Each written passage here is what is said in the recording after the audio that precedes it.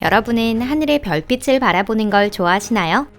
저만한 아름다움을 이겨낼 사람이 어디 있을까요? 지상에서 보는 항성은 모두 같은 점인 것 같지만 실제로는 그 하나하나가 특징이 다른 여러 유형으로 분류됩니다. 예를 들면 백색 외성과 적색 허성은 무게도, 크기도, 온도나 색도 다르기 때문에 혼동할 일은 없어요. 즉 우리와 마찬가지로 어느 별이든 전부 개성이 있는 것입니다. 유일무이한 개성을 지닌 여러분, 안녕하세요. 그런 항성 속에서도 독특한 존재가 있습니다.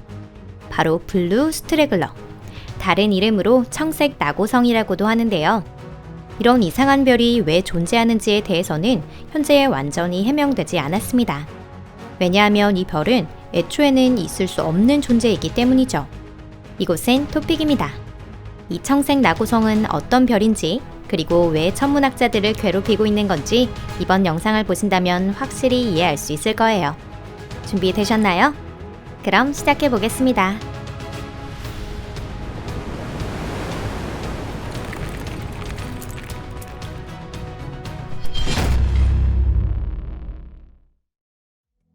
별의 일생. 먼저 청색 나고성으로 분류되는 것은 어떤 별인지 알아보도록 하겠습니다. 항성은 수소를 연료로 하는 큰 화로에 비유할 수 있는데요. 항성 내부에서는 중력과 압력이라는 두 개의 힘이 끊임없이 맞서고 있으며 자신의 중력으로 압축됨과 동시에 핵 내부 압력에 의해 팽창하고 있는 것입니다. 예를 들어 두 마리의 말이 하나의 짐을 서로 끌어당기고 있다고 해볼게요. 말들이 호각의 힘으로 서로 다른 방향으로 끌어당기면 짐은 그 자리에서 움직이지 않습니다. 중력과 압력의 관계도 이와 같습니다. 바꿔 말해 두 개의 힘이 조화를 이루기 때문에 항성이 형태를 유지하며 무사히 살아남을 수 있는 것이죠. 항성은 질량이 작을수록 저온이며 어두컴컴하고 반대로 질량이 클수록 고온에서 밝게 빛납니다. 여러분은 작은 적색 외성과 거대한 청색 허성 중 어느 쪽이 더 오래 타오를 것 같나요? 연료의 재료가 훨씬 많은 청색 거성 쪽이 역시 수명이 길까요? 하지만 별의 세계에서는 그 이치가 통용되지 않습니다. 항성은 질량이 클수록 붕괴를 막기 위해 핵내를 더 고온으로 유지해야 하는데요. 이는 곧 필요한 연료의 양이 훨씬 많아진다는 것을 의미합니다. 즉 연료의 소비 속도가 빠르다는 뜻이죠. 그래서 적색 외성의 수명은 매우 길고 청색 허성은 젊어서 죽음을 맞이하게 됩니다. 별에 대한 질량은 그 성질을 보여주는 파라미터와도 같은데요. 때문에 항성의 질량만 알 수 있으면 그 온도나 색, 수명 등을 모두 추측할 수 있습니다. 만약 인간에게도 이것이 가능했다면 여권에 기재되는 것은 체중이라는 단 하나의 카테고리 뿐이었을지도 모르겠네요. 항성은 연료를 소비하는 과정에서 분류가 바뀔 수 있습니다. 예를 들어 현재 황색 외성의 단계에 있는 태양은 50억 년 후에는 적색 거성으로 변화합니다.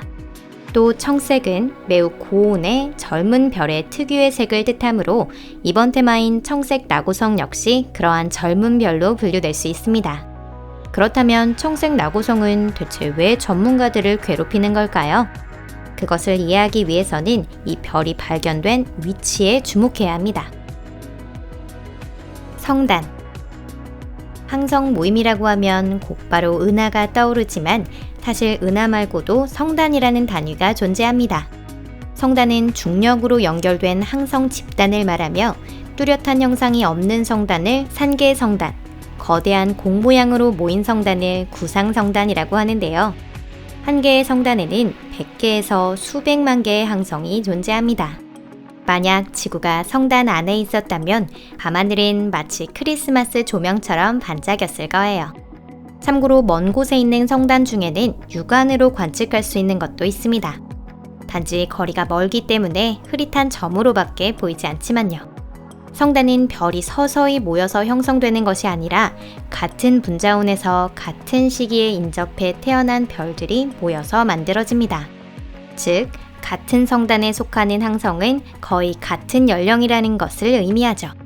특히나 구상성단은 대표적인 초고령 천체로 이른바 우주의 살아있는 사전과도 같습니다. 그 중에는 130억 살에 달하는 별들도 존재한대요. 그런데 1953년 미국의 천문학자인 알란 샌디지는 메시의 3라고 하는 늙은 구상성단 안에 고온의 젊은 청색성으로 이루어진 집단이 있다는 사실을 알게 됩니다.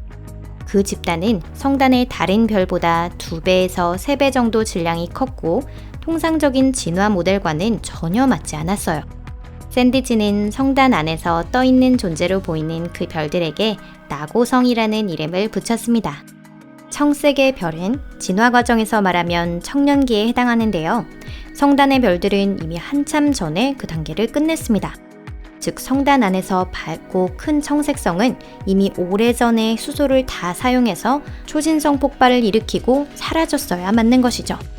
그런데도 청색 나고성의 별들은 아무 일도 없었던 것처럼 태연자약하게 그곳에 계속 존재하고 있는 것입니다.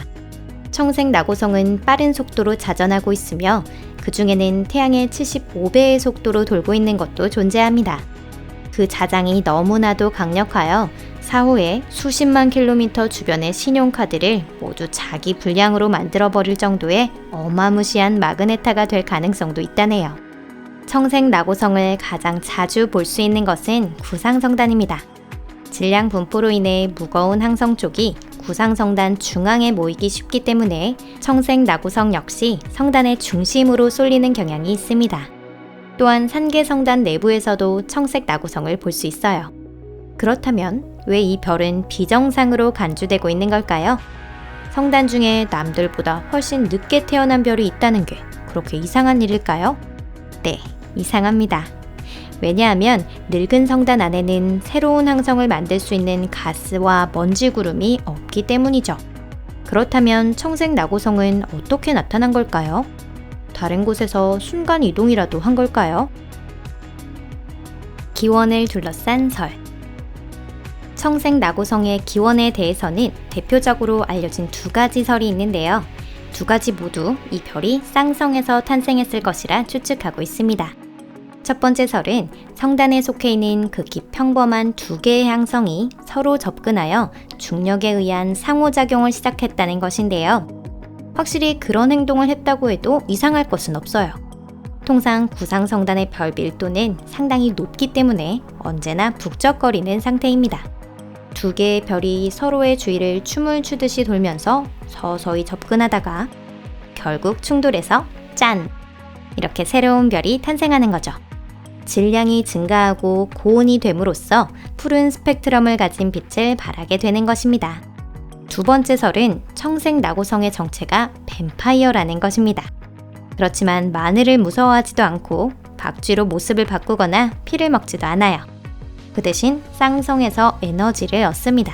어느 한쪽이 백색 외성이 될 때까지 수소를 계속 흡수하는 것이죠.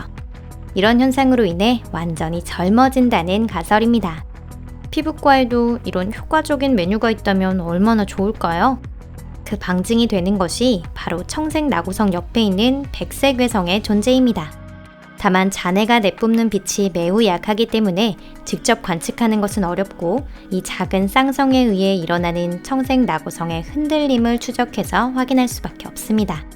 실제로 젊어진 거성 옆에 희생된 백색 외성이 관측되는 경우도 있지만 그렇다고 또 이게 절대적인 것도 아니에요. 심지어는 이중으로 된 청색 나고성도 존재하거든요.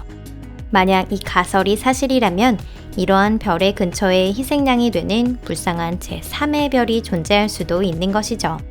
청색 나고성 기원과 관련된 설은 그 밖에도 여러 가지가 있습니다.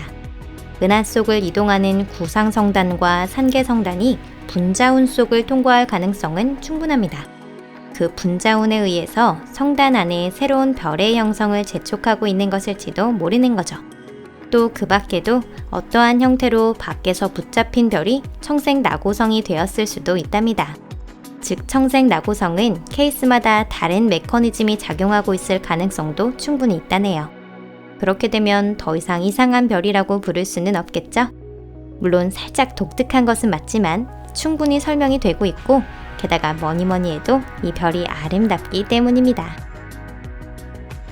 오늘 영상은 여기까지입니다. 시청해주셔서 감사합니다. 이번 영상도 마음에 드셨다면 좋겠네요. 저희는 매번 영상을 준비하면서 점점 더 많은 정보를 수집하고 우주에 대한 이해가 깊어지고 있는데요. 저희 영상이 여러분들께 얼마나 도움이 되고 있는지 궁금하네요. 오늘도 재미있으셨나요? 댓글로 의견을 남겨주시면 감사하겠습니다.